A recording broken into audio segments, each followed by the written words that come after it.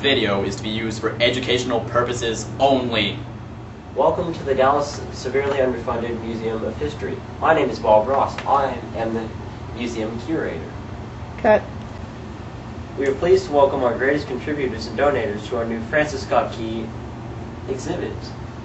Now, with your donations of $10 each, we were able to go to Kinko's and photocopy some nice artifacts of Francis Scott Key. Francis Scott Key was a very interesting person. As you know, Francis Scott Key wrote the Star-Spangled Banner during the attack on Fort McHenry.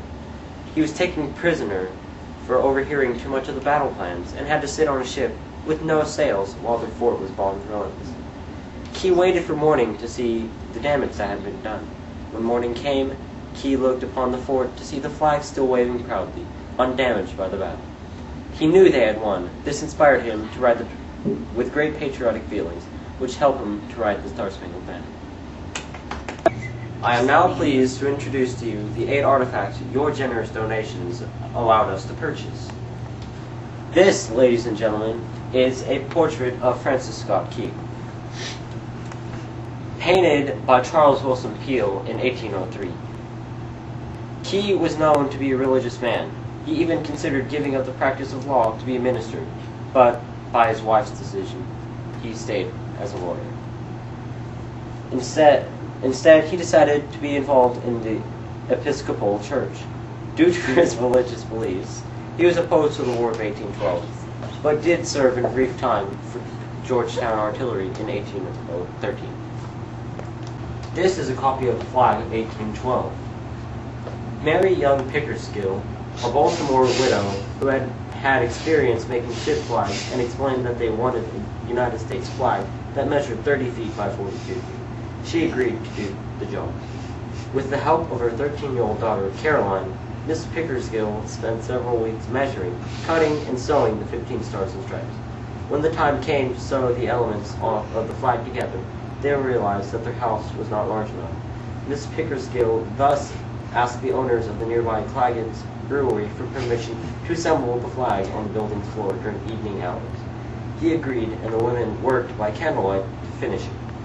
Once completed, the flag was delivered to the committee, and Miss Pickersgill was paid $405.90.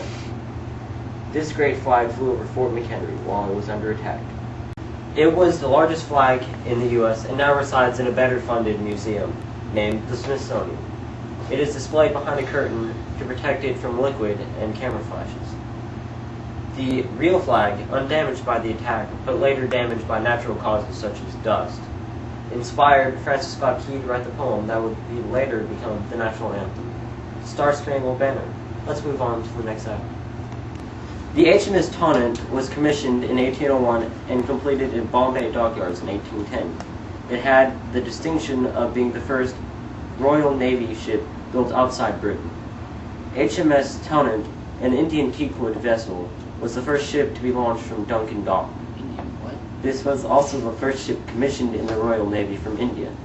The Star-Spangled Banner, national anthem of USA, was composed on board this ship in 1814 by Francis Scott Key in Baltimore Harbor, where he was prisoner of the British on board the ship. The morning after the battle, Francis Scott Key awoke to see the flag still waving over Fort McHenry. This, filled with a heart full of pride, Francis Scott Key took out a letter he was writing to his brother from his pocket and started writing several verses on the back. Once he was released from the HMS Tonnant, he took a boat back to Baltimore, where he stayed in a hotel. There he finished up the poem and entitled it The Defense of Fort McHenry.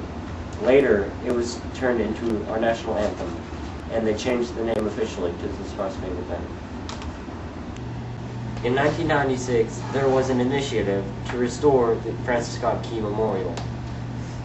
Members of the Bolton Hill neighborhood commenced a campaign to restore the city-owned Key Monument, which had become a neighborhood eyesore. The pool was filled with trash, one of the boat's oars was missing, and green stains from bronze corrosion marred with the white marble.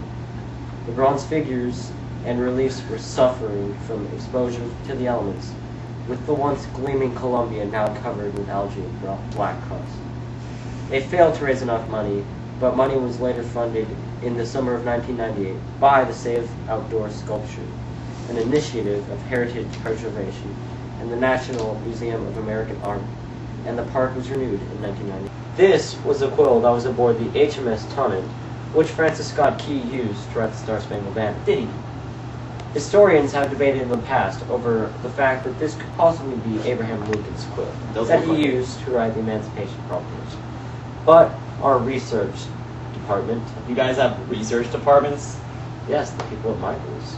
Oh, at Michaels. Has concluded that it is, in fact, the actual pen Francis Scott Key used to write the Star-Spangled Banner. This is Francis Scott Key's wedding ring.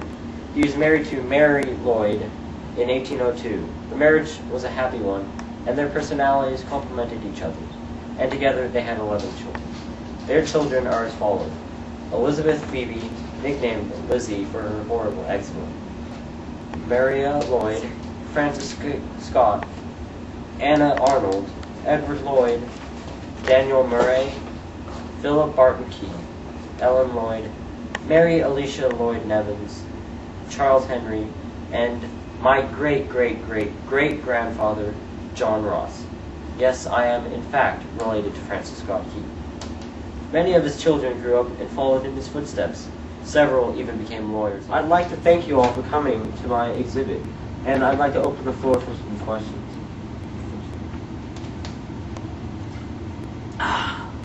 The Coke side of life. What?